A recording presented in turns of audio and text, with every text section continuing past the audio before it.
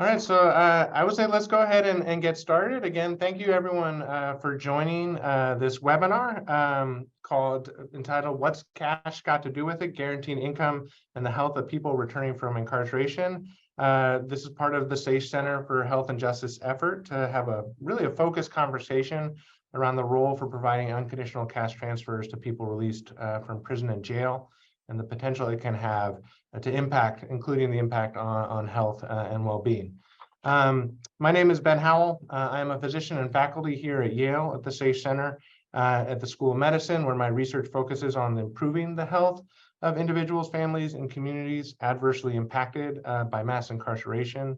Today, we will focus on what is known about providing cash transfers to people returning from incarceration, what is not known and remains to be answered, what are the challenges to set up and administer these type of programs, confronting both the logistical and the ethical barriers, and finally, where do we go from here and what are the next steps? Although conversations about cash transfers or cash support to people, even people returning from incarceration, have a long history, this conversation has become even more prominent after several high-profile projects, and most notably in Stockton, California, demonstrated the potential for providing unconditional cash to individuals.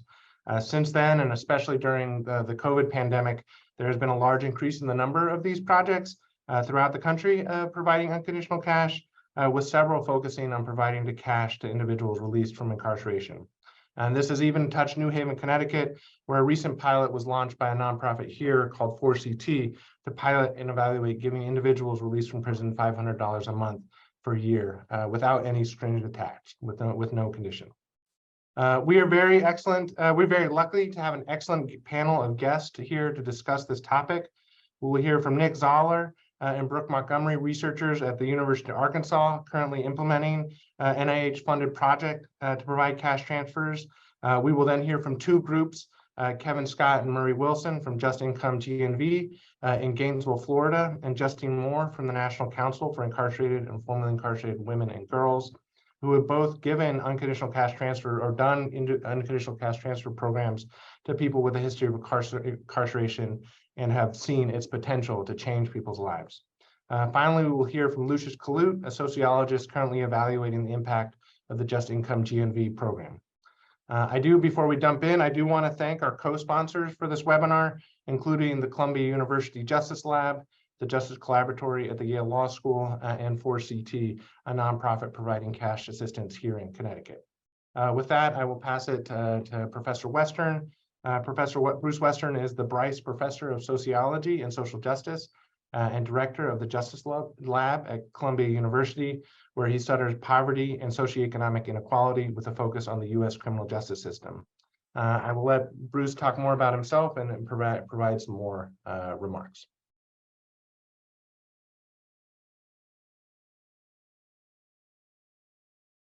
Thanks a lot, Ben, and thanks very much for inviting me to be part of this conversation this afternoon. My name's Bruce Western. I'm a sociologist at Columbia, and I direct the Columbia Justice Lab. And our discussion today examines proposals for cash assistance programs, guaranteed income programs, to support the health and the social integration of people returning from incarceration. And my job today in the program is to provide a few framing remarks for the conversation to follow. And I really just want to make 2 points, or maybe 3 points. The first one is there has been a long-standing interest in income support programs to help people coming out of prison. And literature I think about goes back to the 1970s. And two notable programs from the 1970s provided income support, now found to have positive effects on the lives of people who are leaving incarceration. The first one is the Transitional Aid for Released Prisoners program. And that paid around $1,500 a month for 6 months to people who are released from prisons in Texas and Georgia. And the level of payments is very generous by contemporary standards, about 5 times the current level of SNAP payments. The other program I think about going back to the 70s is the National Supported Work Demonstration. And National Supported Work provided subsidized employment, mostly construction jobs, to people on parole and other low-income workers. Interestingly, both programs were evaluated through an RCT, and TARP showed significant reductions in the likelihood of rearrest, and National Supported Work showed reduced rates of rearrest for people on parole over the age of 27.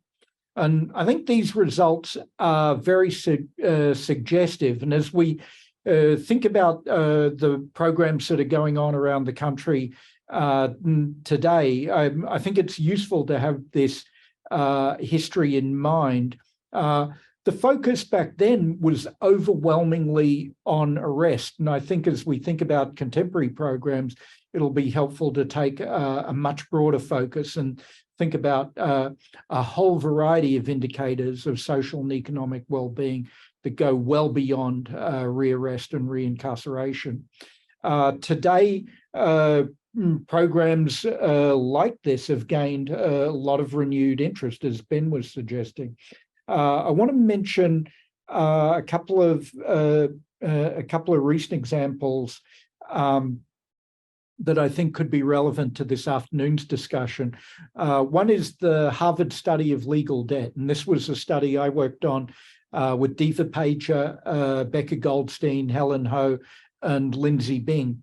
And the Harvard study of legal debt was an RCT that involved paying off people's fines and fees. And this were people who were convicted in a misdemeanor court in Oklahoma County. And we found that if you pay off people's fines and fees, you substantially reduce the risk of new warrants and other court involvement. And we're just about at a point now where we're going to look at data on a whole variety of socioeconomic outcomes, as well as just involvement in the courts. The other example I want to mention is a proposal by Natalie Smith. This was in a recent issue of the Annals of the American Academy of Political and Social Science. Natalie proposed a tax credit, both for returning citizens and for the families of people helping those who were coming home. And I thought this was a very interesting proposal that could provide income support at scale. So there's a real live policy discussion and a positive evidence base that goes back nearly 50 years now. The second point I wanted to make was a much more general one. The proposals for income support and cash assistance recognize the absolute crushing reality of poverty in the lives of people coming home from prison. All the things that are expected in positive trajectories of reentry, like finding employment, housing, reconciling with family, they all depend on having a sound level of material well-being. And it's hard to hit all of those other markers unless you have a sound level of material well-being. In policy discussions, the ubiquity of poverty is often overlooked. And policy conversations can get focused very quickly on problems of crime and recidivism. And issues of safety are very real and very pressing. But how can you talk about safety? How can you have a conversation about safety when people are facing the very real threat of serious poverty and the myriad of social disadvantages and insecurities that accompany poverty, recurring health problems, relapse to substance use, housing insecurity, risks of victimization, involvement in crime. All of these things are connected to poverty. So addressing the issue of economic justice offers alternative ways of thinking about safety and what it means to be safe, I think. And that's sort of the general point I want to provide. From the point of view of economic justice, safety is having order and predictability in your daily life. And that allows you to imagine a future for yourself and for your family. And from this point of view, safety depends ultimately on a dignified level of material well-being. So they're my two big framing comments. Before handing it back to Ben, and I'm really eager to hear about people's experiences with cash assistance programs, but I also hope we have time to talk about the politics of all this.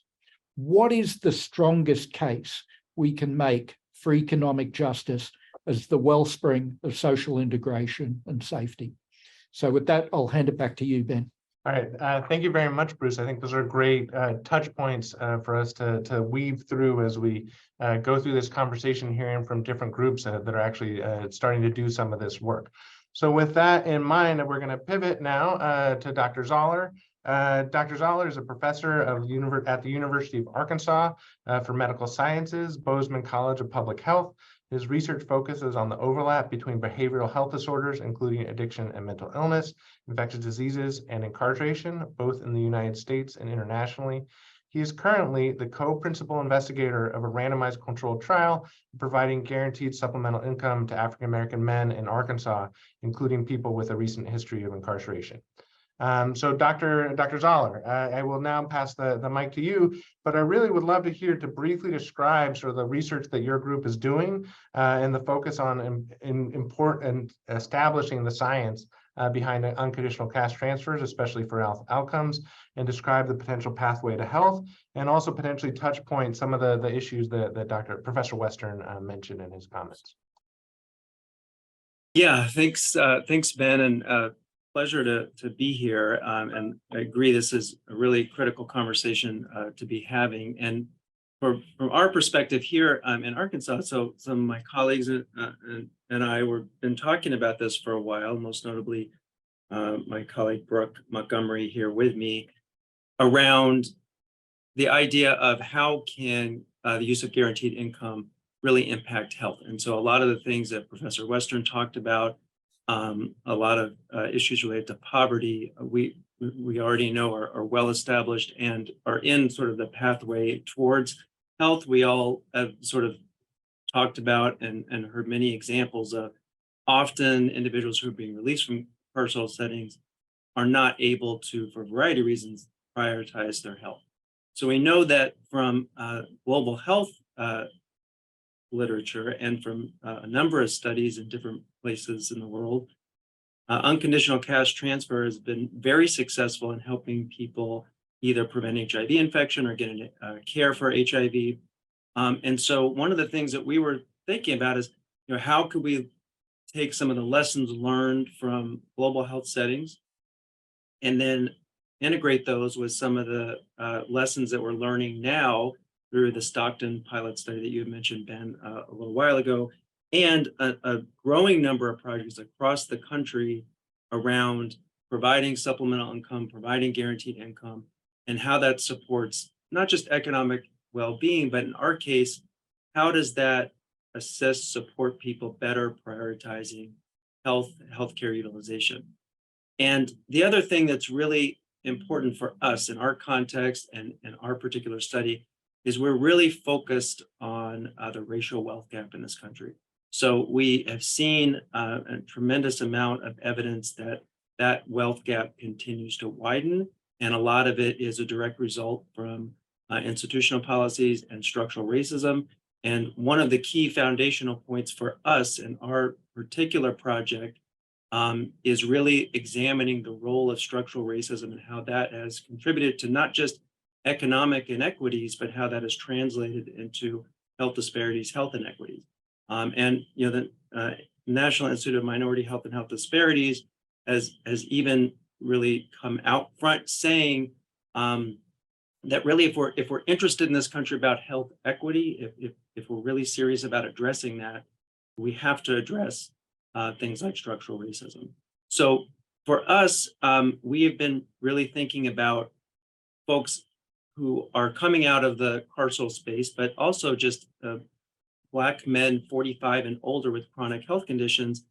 How might a guaranteed income support their ability to better prioritize their health? And so, as you mentioned a minute ago, Ben, the study itself will be a randomized trial of doing a short-term guaranteed income for individuals in this demographic category, Black men 45 and older with chronic conditions, and really seeing no strings attached. So, we hear a lot of the time that, well, you can't give money to certain populations, you can't give money to certain individuals because fill in the blank. We know all of the prejudices, the biases, all of the things that we hear on a daily basis. And so we're really directly challenging that aspect and really saying we're not providing these funds with any strings attached. There's not preconceived notions of this is how you have to spend the money. And we've done a number of in-depth interviews as the initial phase of our interview or of our study, where we've been discussing with key stakeholders, individuals who eventually we hope to participate in our study. And we've really kind of tried to dig into some of these questions about, what should a guaranteed income look like for individuals, not just transitioning out of carceral settings, but also, more generally, what kind of parameters should be around that? What are some issues around benefits and other aspects that are associated with this? One of the things that I'm learning about is the complexities of benefits in this country, and it's really ironic to me that we hear a lot from policymakers sometimes about how people use and abuse the system.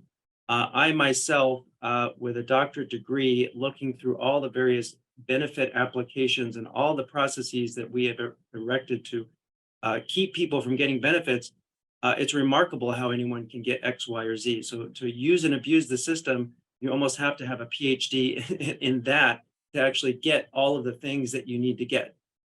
So really, we're sort of taking a step back and saying, look, we understand that there are a lot of barriers to people being able to access healthcare in this country. And part of that is not being able to take a day off of work. Part of that might be not being able to fix a car or provide funding for childcare. So basic things that we don't necessarily associate with health.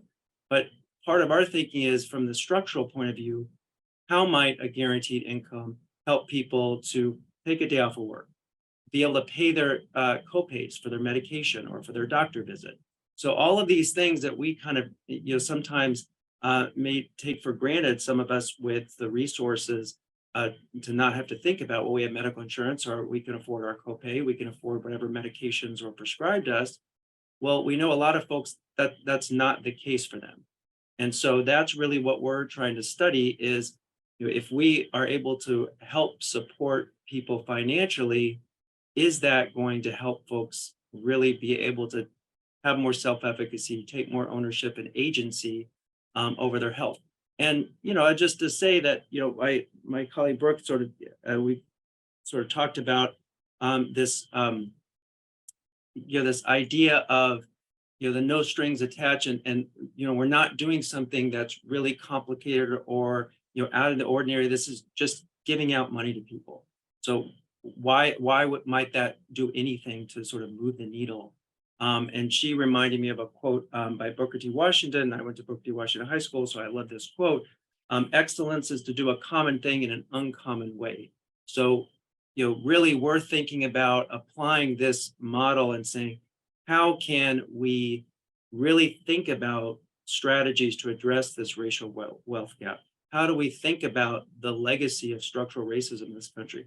How do we think about the ways in which mass incarceration has impacted people, but not just individuals, their family units, entire communities, and has really exacerbated this cycle of poverty? And so this could be an important tool, but it's understudied as it relates to health behaviors, health outcomes. So that's the fundamental aspect of what we're trying to do. And we're just now recruiting people into our study to actually to start this process. As I said, we've done a series of interviews, and we have a really amazing community partnership board that's kind of going along this ride with us. And I'll just point out, we are in a state where this is a struggle. So just thinking about how we not only implement our study, but really having a mind to those downstream policy implications of what it is we're doing. So I know I have a very limited amount of time, so I'm gonna stop. I see you, Ben. You're sort of laser focused. I'm gonna stop there.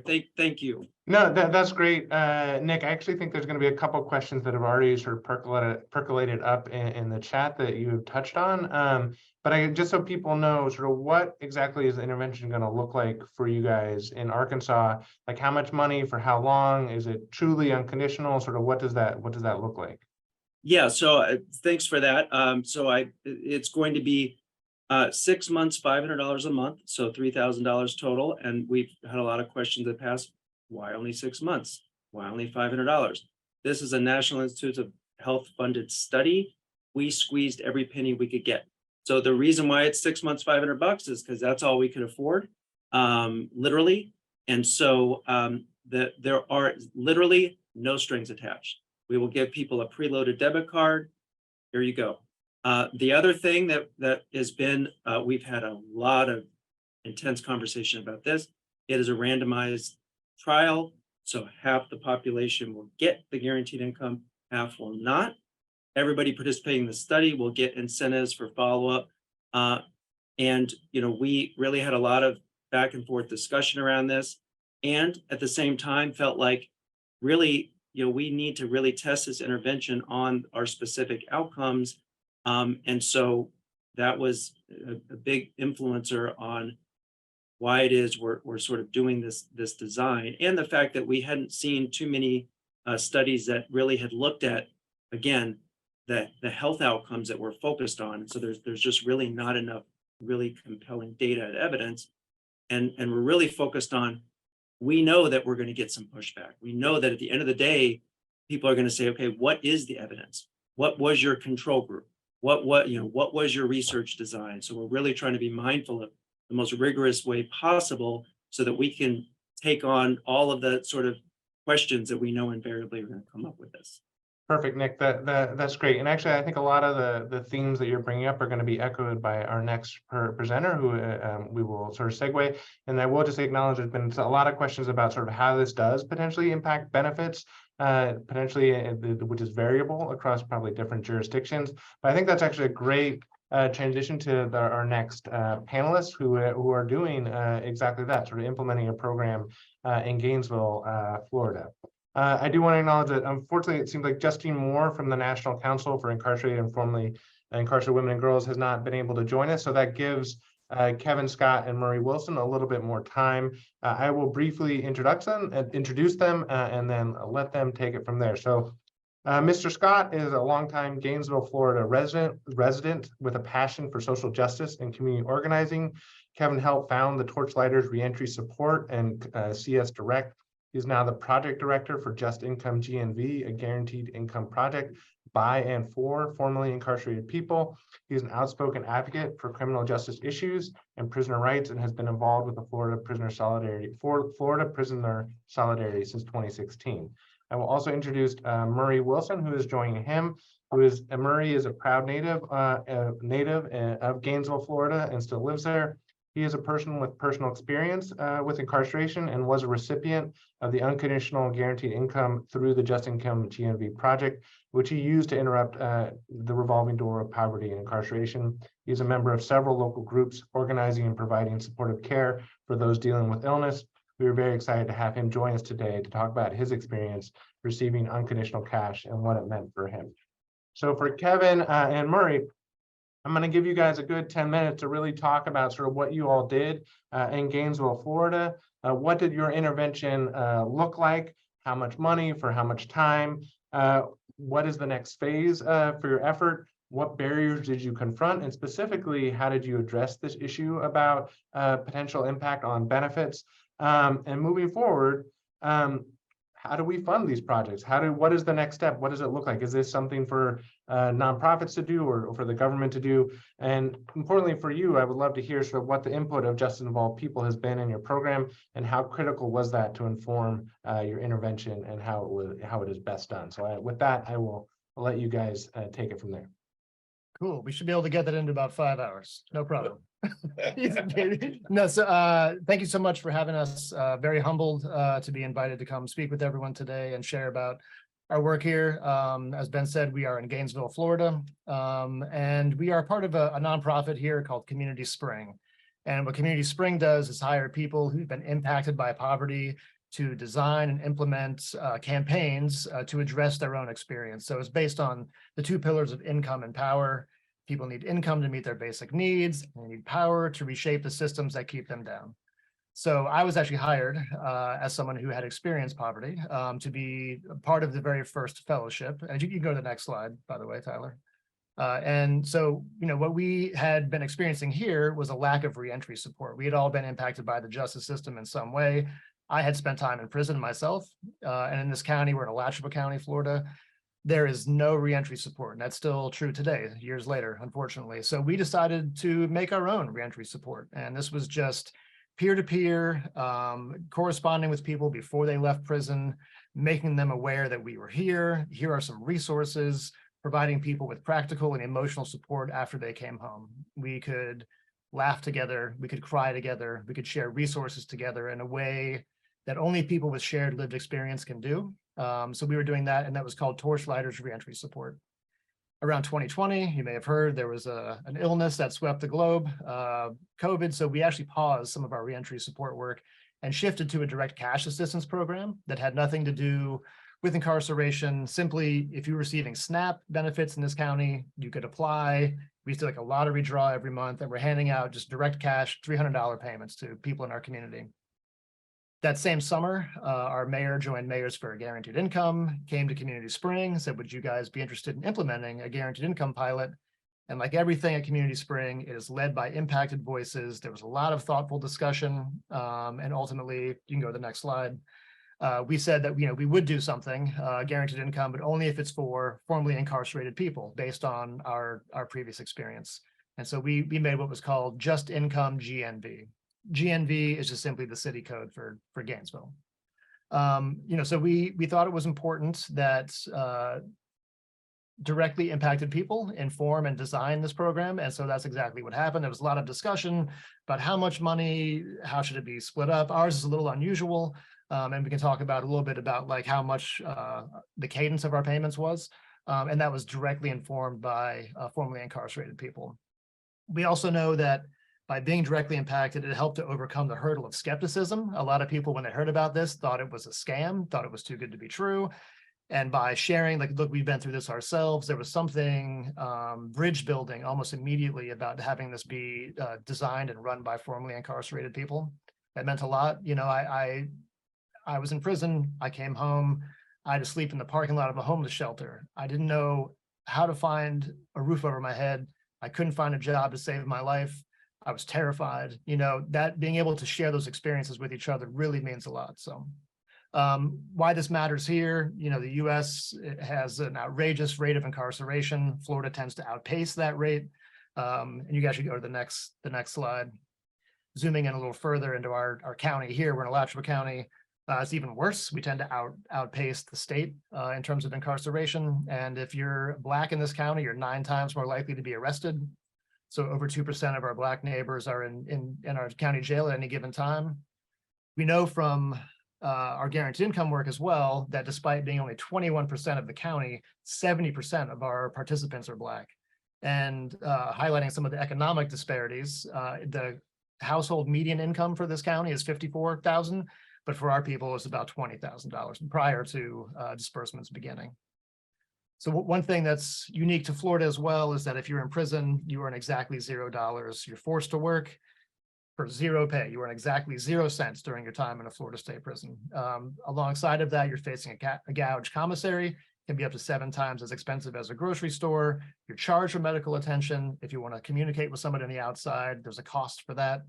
They move you far away from your family. So prisons are, it's a very expensive visit. So communities on the outside, typically impoverished, are being drained and drained. So you can go to the next slide. So what's really compelling here, and we have beat our head against this number 100 times because it just seems too much to be true, but it's absolutely true. We just refreshed this number recently.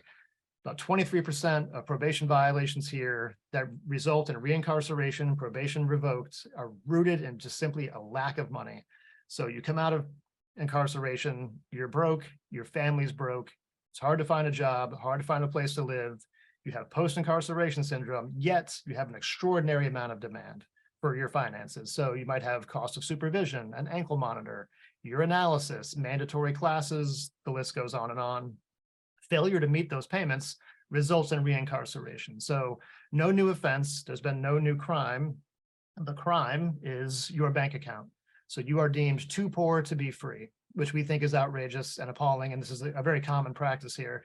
I've read too many reports where the probation officer has written such and such, the name seems better suited to incarceration, which is a horribly reductive sentence of a human being's life. Yet this is what's happening here all the time. So 23% of people going back into incarceration, they're just too poor to be free.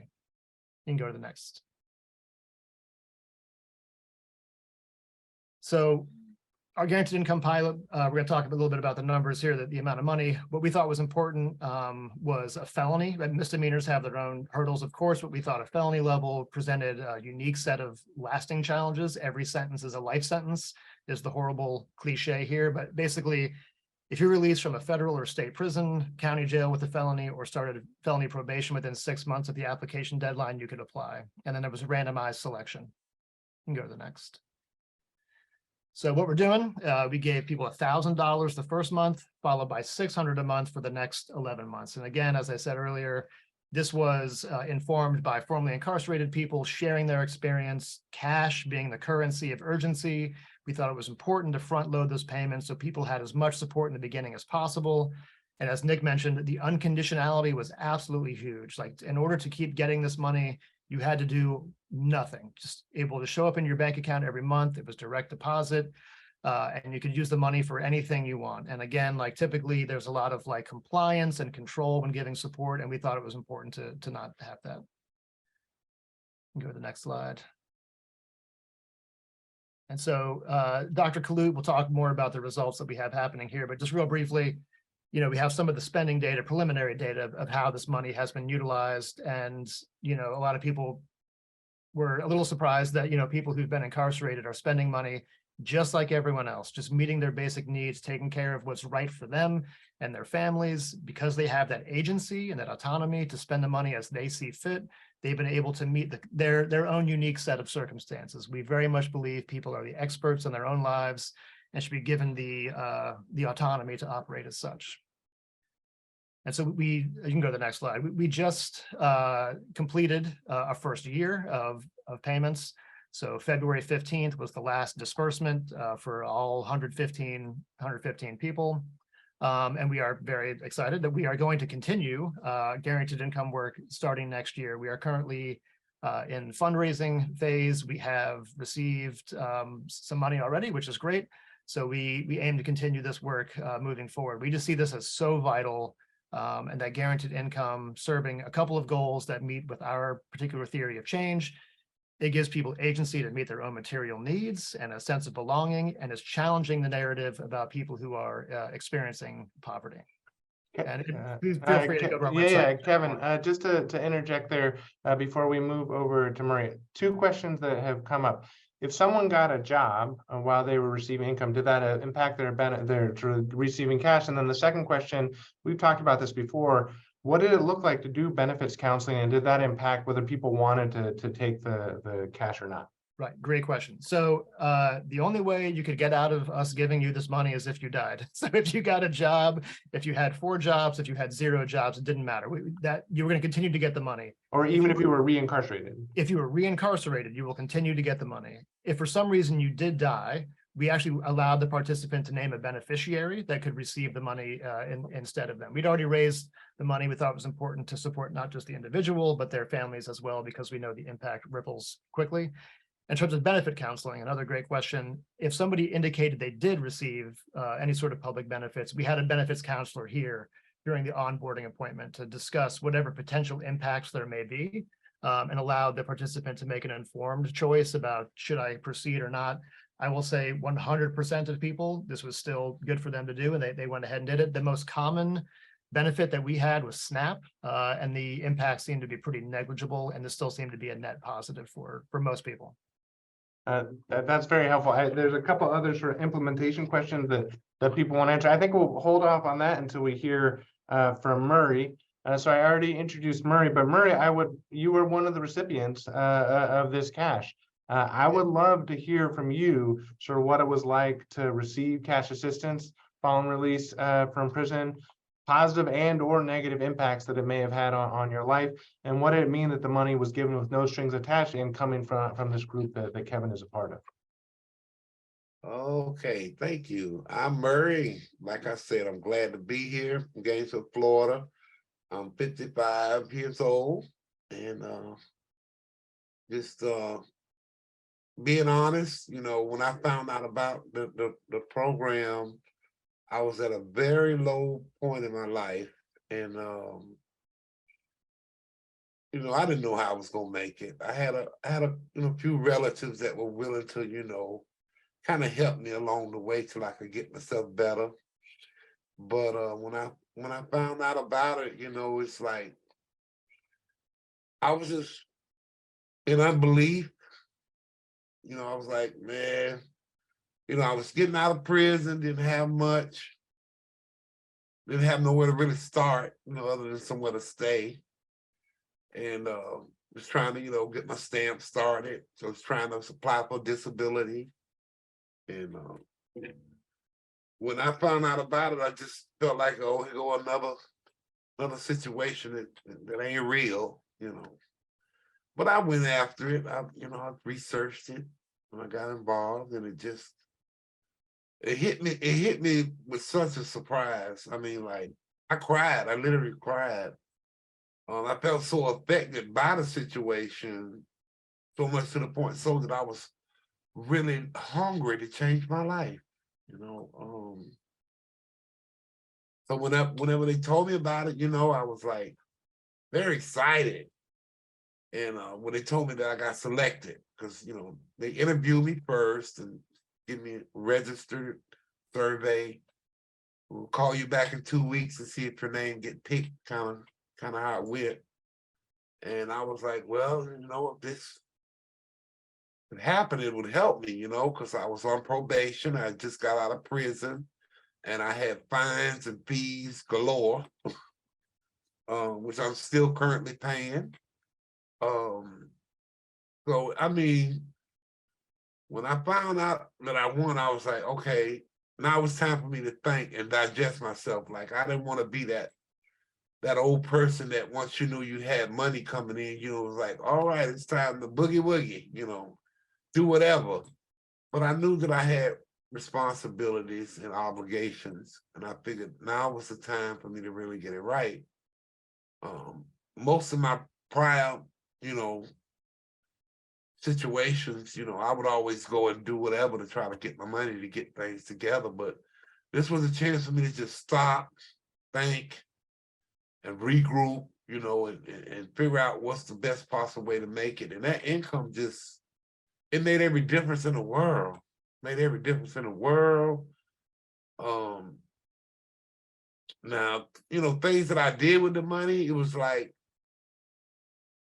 I was so excited. I was able to sit down and look at my obligations versus my wants and my needs and the things I had to do. And I was like, I didn't feel good about even spending all the money on myself because I felt like I didn't deserve it, you know, because I feel I was a pretty bad person. You know, I've been, you know, not giving too much about myself, but I was in and out of crime all my life. I came from poverty, you know, And it's just, I've been had a long time trying to get it right. And it seemed like this one moment in time through that whole year just gave me the time to be relaxed and settled and satisfied. I didn't have to worry about nothing, how I was gonna get stuff done. I didn't feel desperate to go out and do things I shouldn't do. And I was just, it was just amazing. It was amazing. Still amazing, and it's over. It's still amazing and it's over. But you know, going forward, I was able to do a lot of things with the community here in Gainesville, where I'm from. I felt, you know, it was the need to go out and help people that was less fortunate than me. You know, I kind of fed the homeless, helped my sister out with a little, you know, on the light bill. I was able to help with that. Pay my costs of supervision, which I still got a payment plan set up, but I pay every month. I was able to keep myself from out of incarceration. And because I don't believe, had I not got that income, I probably would have been back in the same situation, doing things that I shouldn't be doing to try to get money, you know? And because it was tough for me with my health conditions, it was tough for me. You know, I was pretty bad shape, had to have hip surgeries. Plus I got, you know, infectious illness. So it's tough, you know, but with that income, it's just like the whole world lifted off my shoulder. And I say, you know, now it's time to really get my life together. And I found out, you know, one of the ways of maintaining my life together, concluding not a money gone, is the more I give my time to something, you know, to do with social change, or, you know, such as, you know, just income or community springs, I want to be a part of it, because I feel like that's the staying power to keep me looking forward to something where I can share something that might affect or improve or change somebody else's life. Meaning that, you know, in order to help myself, it's about helping others. And that's what this program has really taught me. I mean, now it feels good. Even like I say, I don't got the income. It feels good. And I'm just happy that I'm able to, you know, buy things that I need and want, you know, without having to you know, do anything wrong or stress about it. And it's just a blessing. Perfect. I mean, Yeah, Murray, sorry to interject, but thank you so much for sharing that story. What I'm hearing is that it really just, given that guaranteed component of a year with no strings attached, really gave you a lot of peace of mind and freedom to plan long term, which it sounds great. I would love that you hinted at it, but one thing I'd love to follow up with is, how do you think this impacted your health? You hinted at you have some health conditions. How was it able to meet those health needs that you have? And also, you mentioned that the income has stopped, and yet you still feel like you're benefiting from that. I'd love you to speak to those two things a little bit more. well, in reference to my health, I was able to. I didn't have to worry about using the income for that, because upon my release from prison back in the community, you know, I was dealing with the local health department, the county health department, and they had helped me apply for Medicaid. And so Medicaid was able to help me get the infectious drugs that I needed.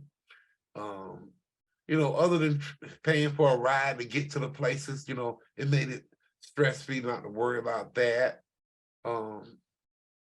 Things there was a time when like, it's hard for me to get around. I've had 4 hip surgeries 4 times, total hip replacements 4 times, and so it's kind of hard for me to get around. And I didn't have no money for, like, you know, I felt like I needed something to help me in long stretches and long walks and things. So I went in the secondhand store one day, and I saw a riding scooter, a chair that I needed. I felt I needed it from time to time. And so I was able to buy it with the just income. Lo and behold, my medical doctor, he felt that to be dependent upon the chair would be not good for my health for walking. But so they was giving me a hard time about getting one. So I was able to buy one, and that was like, wow, like a weight off my shoulder. Because in my community, I get around by the city bus, local transportation, and it's hard sometimes when you walk so far and then there's nowhere to sit down. So it made it so much easier. And I mean, really easier. So, I mean, I'm in love with the chair now. That's my partner. Perfect. I mean, that's great to hear. A very concrete thing that you were able to spend the money on, that I think a program that wasn't as open could anticipate, that you were able to determine what your needs were and use that cash. I think that hearing your story is a good segue to the story that Dr. Kalut will be able to share more broadly about sort of what we're seeing. I know, so I want to pivot to Lucius Kalut. I know there's a lot of questions in the chat, so we'll get to some of those after. And I think Lucius, you'll be able to address some of them. But I will introduce you. Where did here. Dr. Lucius Kalut is an assistant professor of sociology and criminal justice at Suffolk University in Boston. His research, broadly speaking, involves the multiple causes and consequences of mass criminalization. He's currently working on projects examining the barriers to housing and employment that formerly incarcerated people face, how families negotiate the criminalization of loved ones, and the impact of guaranteed income payments in the lives of people with felony records. Dr. Kalut is also on the board of directors of the Prison Policy Initiative. So Dr. Kalut, we've heard from Kevin and from Murray about their project. I know you are part of the evaluation team that's sort of taking on, trying to understand the impact of that program. So potentially building off what Murray told us, how common are the themes that he brings up in what you're finding, and just sort of whatever you want to share about what you know so far about that project. Right, absolutely. First of all, thank you for having me. I think it's wonderful to be able to share some space with you all and talk about what I think is, an important issue and potential solution. And so, what I've found is that, Murray's sentiments are shared almost across the board, right? And so I do want to briefly share my screen here, and I've got some slides that hopefully I can share here. Actually, okay. There we go. Are you able to see that there? Okay, beautiful. So, over the course of the last year or so, I've had the privilege to go down to Gainesville and interview and share some space with folks who are participating in the Just Income GNV pilot program, right? And so I'm one half of the research team involved in this program, along with Amy Castro and Stacia West at the University of Pennsylvania. And so just briefly, I'll sort of get into some of the preliminary insights, which again reflect many of the takeaways that Mary has shared with us all. All right. And so, again, these are all kind of far too early insight. They're not necessarily systematically gathered findings, but I think they do give us some clues into how impactful unconditional cash transfers can really be. All right. And so, people have talked about, how the money has impacted their relationships with the labor market, right? They've talked about how the money supports housing, how the money is often spread across entire family units, right? They've discussed some of the physical and certainly many of the mental health benefits of the cash. Many have mentioned that, if they did not have the money, that they would very likely have been committing crimes of survival to get by, right? And almost across the board, everyone has had something to say about the sort of power of being trusted to use the money, right? This unconditional cash, and just how important it is to feel supported, right? And so I'll share just a few quotes from participants, just so y'all can get some of the texture, right? Some of the voices of folks who have been through the program. And so I'll kind of start with that last point that I made, because it's often the first thing that folks will say to me when we begin discussing guaranteed income, the Just Income program in particular. this sense of feeling supported and valued, right? And so someone I'm calling Hank said, this program has changed my life. It's helped me and my family and our situation. It definitely makes a difference in the way a person thinks. Not only does the income help, but it changes a person's mental aspect of, well, there is somebody out there that cares. There is somebody out there that is on my side. They are willing to help, you know? And it makes a person want to do what's right when there's someone on their side trying to push them forward. And if you aren't being pushed forward, well, you're falling back in the hole, right? And so overwhelmingly, you know, participants are feeling like they are being sort of propelled upward and onward by this direct cash assistance, right? Which for many folks feels like the literal opposite of, you know, of criminal records, of probation, of the fines and fees, right? Those things that drag you down into that hole, that kind of pit of criminal justice control, right? So the guaranteed income seems to sort of lift them up, provide them with a sense that, you know, they have some semblance of a chance to make it, right, during this period of reentry. One thing, you know, that folks tend to ask about with regard to these programs is whether or not, you know, the cash transfers discourage work, right? That's something I think we should think about. And I think Dr. Western kind of mentioned like the political implications, or how do we get this initiative passed on a larger level, right?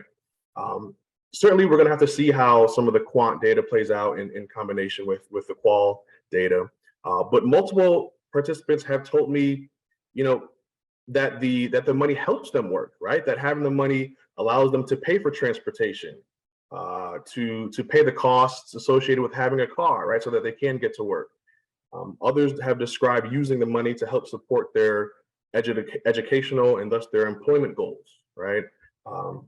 So this quote is from Anthony, who was actually locked up in the federal system on drug convictions. And he mentioned to me that while he was incarcerated, he had been planning for life after release. He wanted to possibly be a truck driver.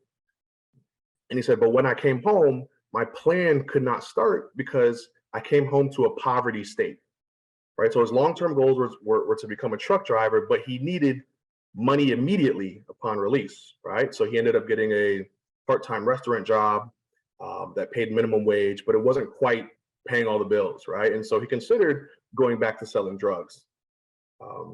But a few months later, he began receiving the guaranteed income payments.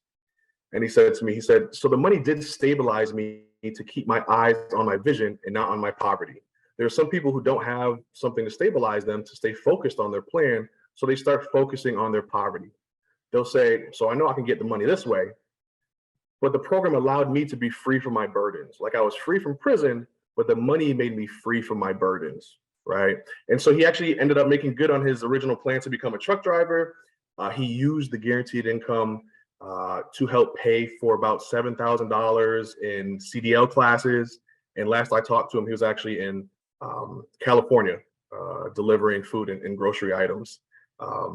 And so rather than discourage work, I think for many of the folks I interviewed, the money actually was a means for them to invest in themselves and sort of take risks to get decent jobs, right? Now, you know, also nearly everyone I talked to used at least some of the money to support housing in some way. And so these are just a few quotes, and I won't go through them, but quotes from Hank and Shirley, who were both dealing with significant health issues that actually prevented them from working, right? For Hank, it was severe spinal issues. For Shirley, it was a recent heart attack and some pretty significant mental health issues. But both were able to utilize the cash to either keep and secure a home for themselves, and also all other folks were using the money to, you know, pay a friend or a family member, right, so that they could live with them in a room in one of their homes, right?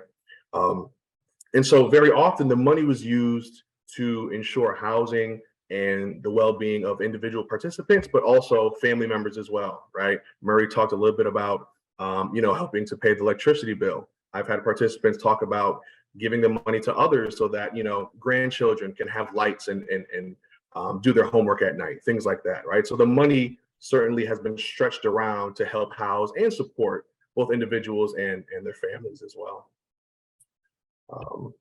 And I know, I think, you know, we're here in part to kind of think about the health-based implications right, of direct cash transfers.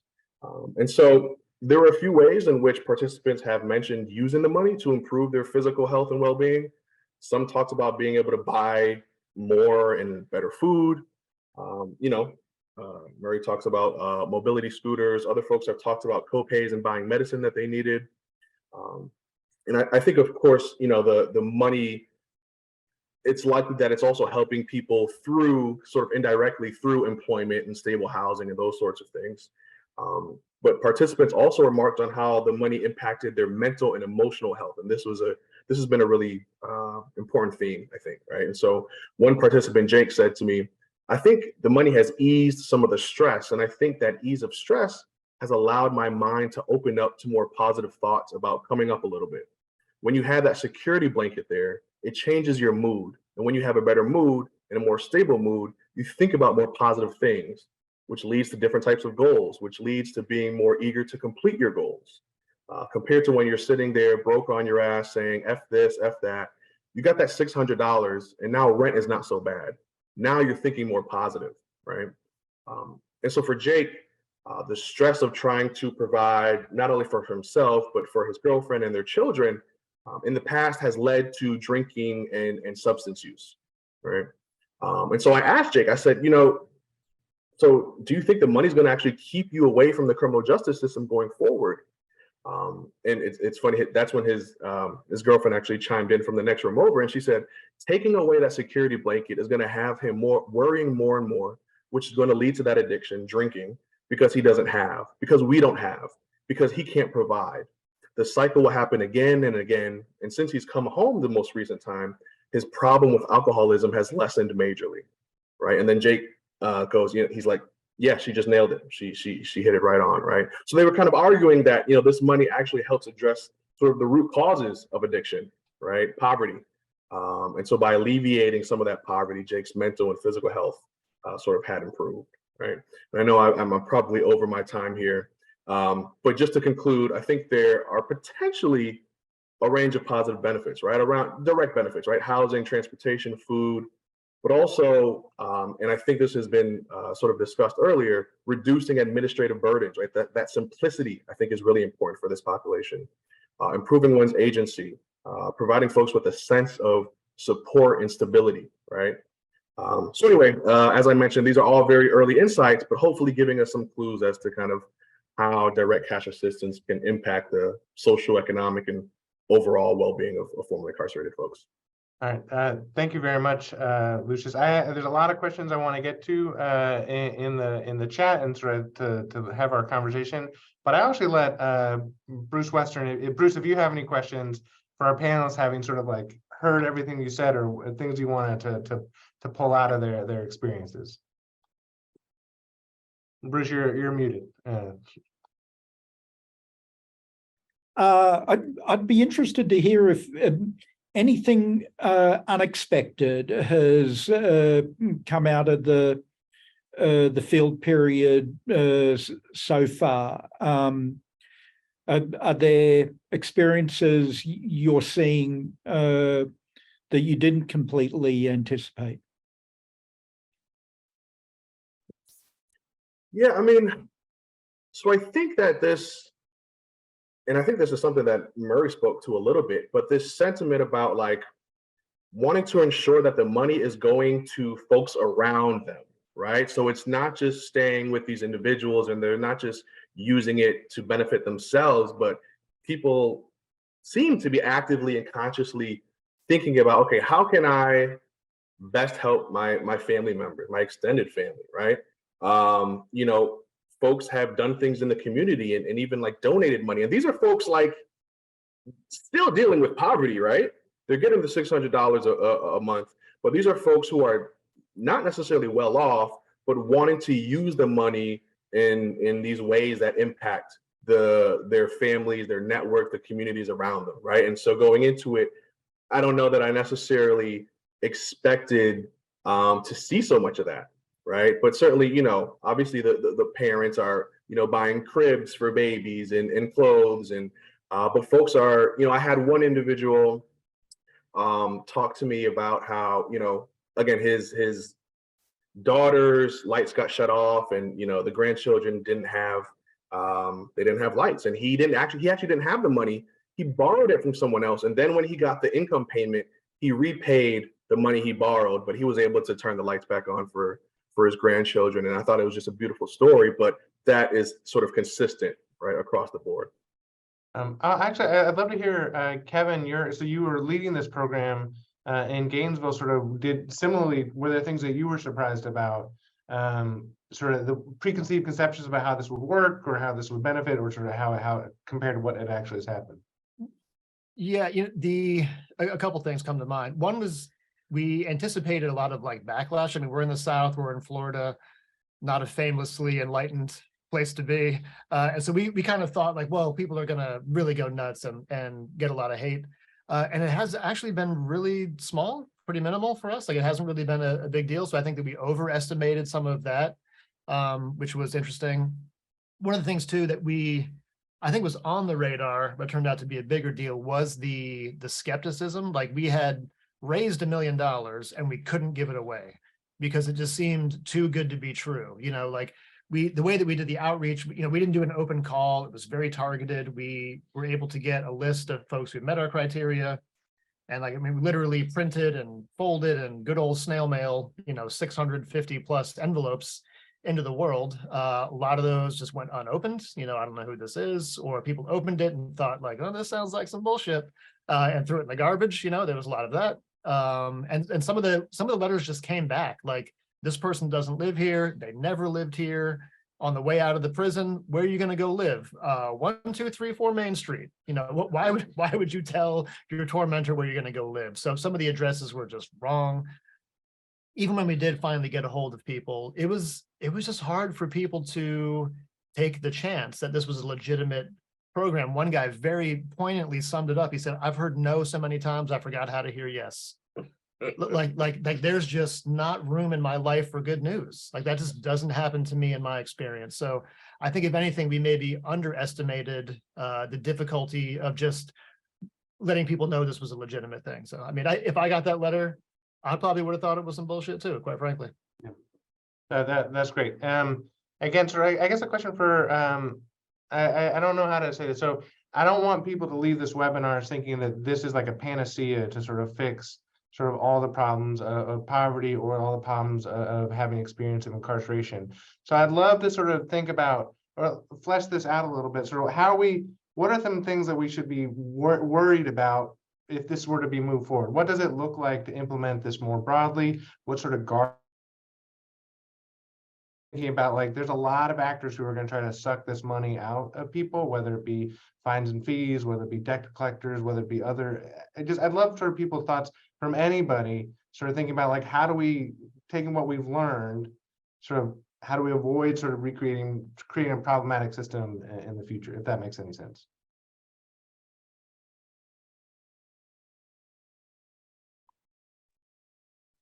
Yeah, I don't know that I have a great answer to this, right? And I think your point about like the income, these direct cash transfers are not going to be answer to everything, right? Like this is not the same sort of structural intervention as like eliminating fines and fees would be, or preventing them from even being collected, right?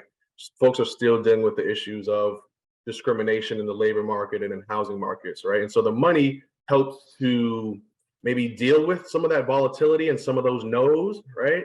But it's not going to be the perfect solution, right? It'll help people maybe overcome or get around some of those barriers. But yeah, you make a good point, right? We do a great job in the United States at like figuring out ways to exploit our poorest folks through criminal justice-based practices, right? And so thinking about those, I think will be important going forward. I think one of the things that I think is really important out of like the Stockton study and others, right? Thinking about waivers, right? So that the money that folks are getting does not conflict with other social welfare benefits, right? I think that's really important to consider on a kind of a local basis. But again, I think your point about considering all these issues is important. Yeah, Nick, it looks like you have a. I was just going to say, and I think it also relates to, radically shifting the conversation about poverty in this country. We just had an extraordinary experiment with eliminating the, child tax credit. And, we had this huge reduction in childhood poverty in the United States and during COVID, and we completely reversed course. So I think, this idea that, and I, a number of folks, I hear this all the time. It's all about who deserves what. And so even this idea of equity implies that some people need more than others. It's not about equality. It's some people need more than others. And then people kind of get their hackles raised about that.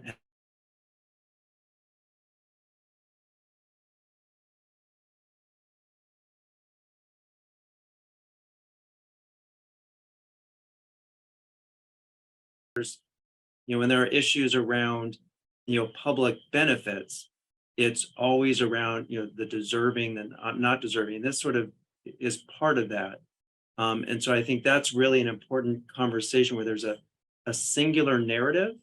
And to the extent that these programs can collectively change that narrative to help people understand it's not about who deserves what or who it's really, these are very sort of entrenched structural things that we've got to find a way to have a different kind of conversation, or we're just screaming across each other. It's like, oh, you're welfare dependent, you're anti-welfare. All these terms that we hear constantly in political discourse are completely not helpful.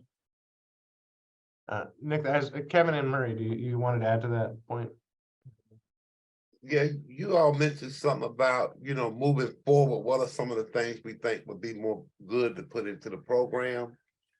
I feel that the program should have some sort of accountability. I really do.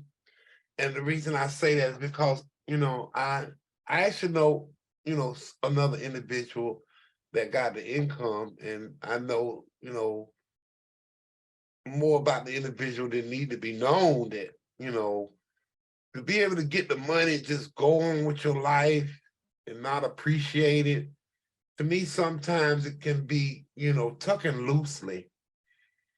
So I'm feeling like if we moving forward, I think we should have accountability. Like, you don't got to tell me what you spending your money on, but we willing to come share the experience that you're experiencing while on the income, process time.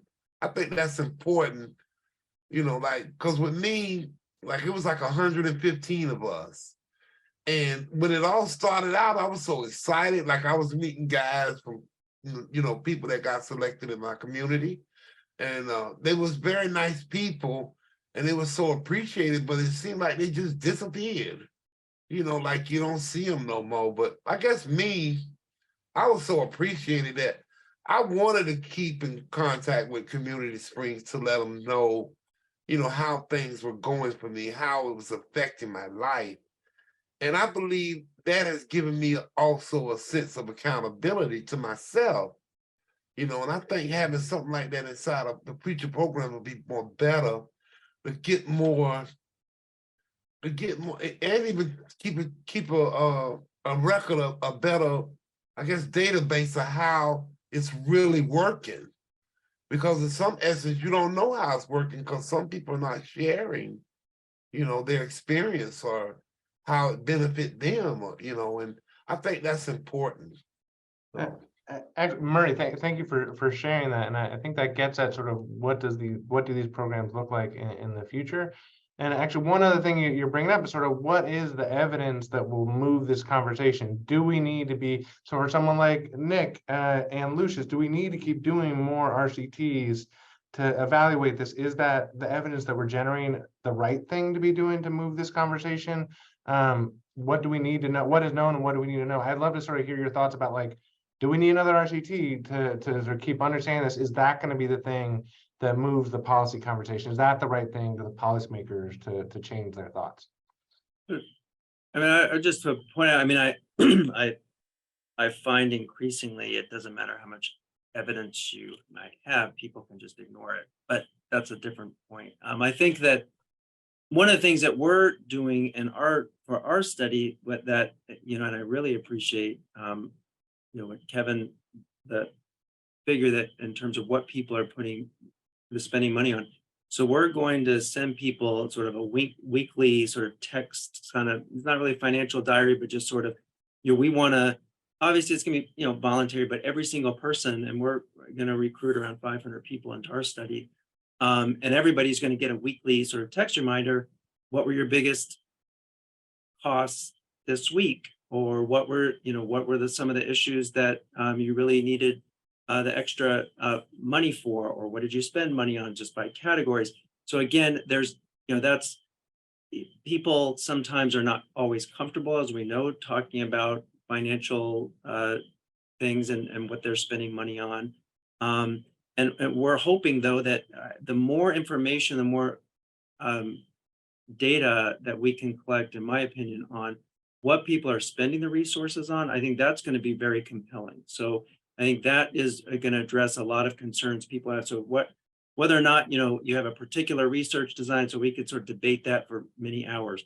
But I think one key piece of data that really is going to be, in my opinion, crucial for policymakers is showing people that, people are actually spending the money on essential needs, that this is really supporting people to do things, really, to Murray's story, that's really, the more cases that we can document and really provide some good evidence around, then I think it really blows out of the water this idea that people are just wasting money away, or they're not, doing what they're supposed to do.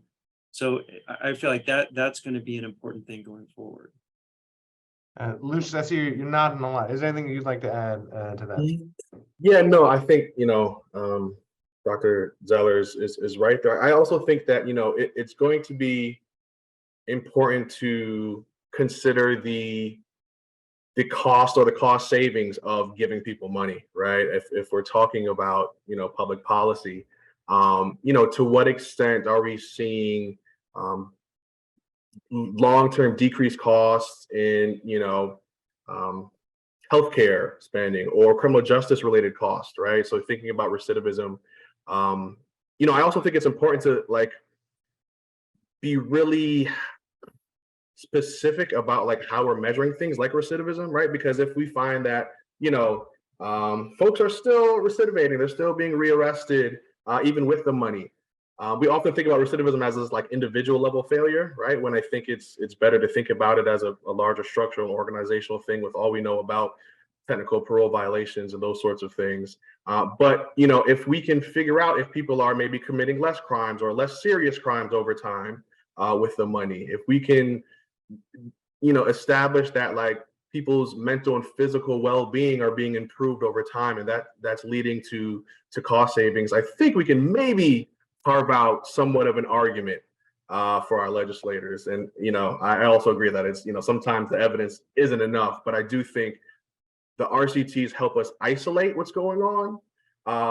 And if we can figure out if there are cost savings in the long term, then maybe we can sort of convince folks that this is something that needs to sort of expand.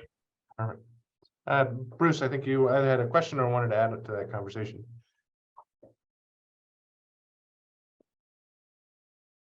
Yeah, thanks, Ben. I just want to jump in on this, and I think I'm just echoing Lucius and Nick that as we think about outcomes, I do think research evidence does have something to contribute to the policy conversation, though it's tricky, as we know, and probably less straightforward than we like.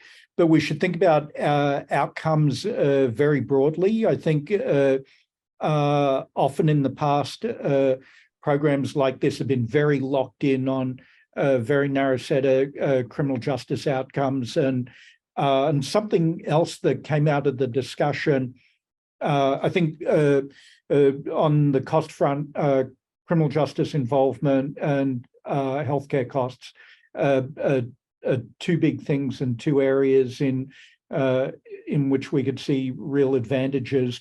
The other thing that came out of the conversation was intergenerational effects, and both downwards to children, and I think we should probably think about upwards to parents as well. I, for one, would love to see a proliferation of pilots, tons and tons of pilots, because I'm thinking that the effects will be different in different communities, and local conditions are so varied, and understanding why programs can be more effective in some places rather than others will be really important. It's really interesting for me now. I don't know if people are following the rollout of Matt Desmond's book, Poverty by America, and it's on the top of the New York Times bestseller list now, and Matt Desmond is all over the airwaves and everything. And he seems to be gaining some traction, talking about the problem of poverty in America. And I think part of Matt's contribution is to frame this squarely as a fairness problem. And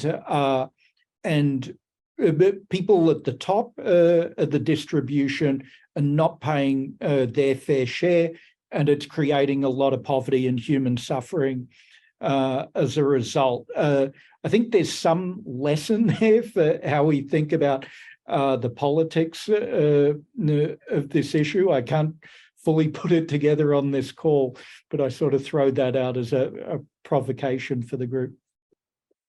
Yeah, I mean, there's a lot of questions about the politics, and Bruce, you let out with the politics. Actually, I'd love to hear, Kevin and Nick, you obviously are in pretty red states, pretty red environments, Republican leaning. How has this played out politically in your environments? And then, yeah, so what kind of responses do you hear? You guys hinted at that, but like, what are the local, all politics being local, what are the local politics of cash transfer? Yeah, we were pretty lucky. Our former mayor, Lauren Poe, was who was in the mayor when we started.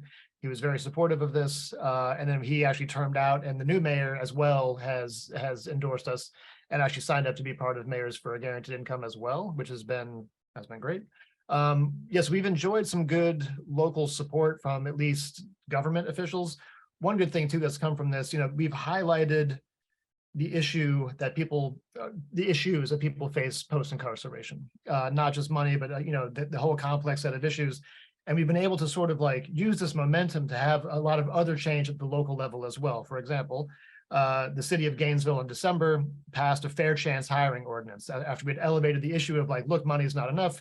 People are still struggling to find jobs, like Lucius was alluding to earlier. So a revolutionary vote went through the city, and there's now, ban the box. You can't ask about records until there's been a conditional job offer. They also, based on some work last week or the week before at the county, are going to move to have the phone calls from the jail be free and unlimited. So people on the outside who are being bled dry, paying all these exorbitant costs of phone calls, the sort of nickel and diming of like, you got to pay for your sheets, you got to pay for your clothes. A lot of this is coming from this work. So locally, we've been able to segue guaranteed income to some more systemic issues as well. Let me say something. Yeah. And I want to add to what Kevin's sharing is, throughout the community here in Gainesville, Florida, a lot of the neighboring citizens, they'll see me and they say, wow, I saw you on the news and I'm proud for you. They would congratulate me on what a blessing. And so many of the people were kind of shocked when they saw me, because they did like a couple interviews over the TV stations around the community. And it was just a blast. They made me feel like a star. Thanks for letting me share. Nick, how's this played out in Arkansas? Well, we've been having a lot of sort of preliminary conversations around a number of things. We have not officially kind of launched our study, so it's in process. But there are some things that we're trying to navigate, and I mean, I think some of the things that we're really focused on, income and poverty is one of them, but also race is a big thing, and it's continues to be a struggle for me as an individual, for my colleagues, for people in the community, around how do we have an honest conversation about race without people saying, oh, we can't talk about this, you're indoctrinating our children, critical race theory, all of these things that come at you. We've got to talk about race in this country, and we have to have an open, honest, and difficult conversation about it. And that's one of the things that we're really focused on. And how do we do that? Yes, in a mindful and respectful manner, but we can't turn away from that. That's one of the things that drives a lot of this, what we see here in the South, and our rates of incarceration, and our rates of poverty, and our rates of community violence, gun violence, and in our state. And so, we have to find a way to engage folks around this, because we talk about politics. My view is that the systems are working exactly as they are intended. So we're saying, oh, well, the system's broken. I don't think it's broken. I think it's working just fine. It was working as it's intended, and certain people are suffering because that's how it was intended. So in my view, we've got to lessen our tolerance of that.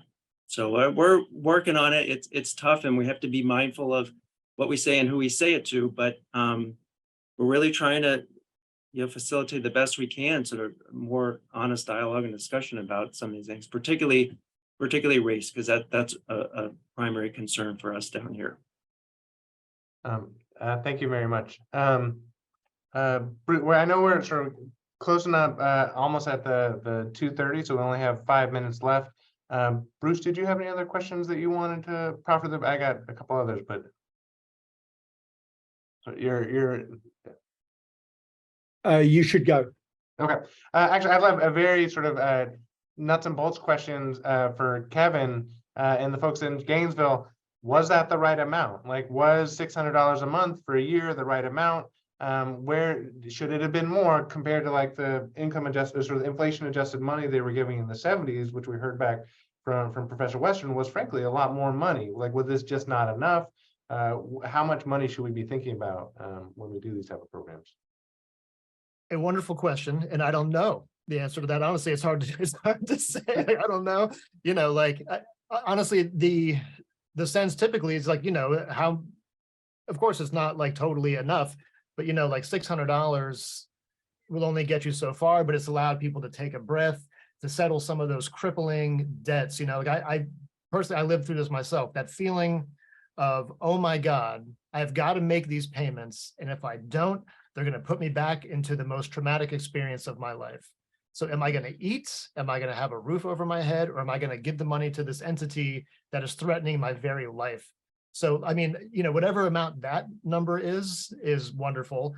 Obviously, I think more and more would be great because, like has been alluded to here many times, there's still like a ton of discrimination with employment, with housing, with you're walking around with post-incarceration syndrome.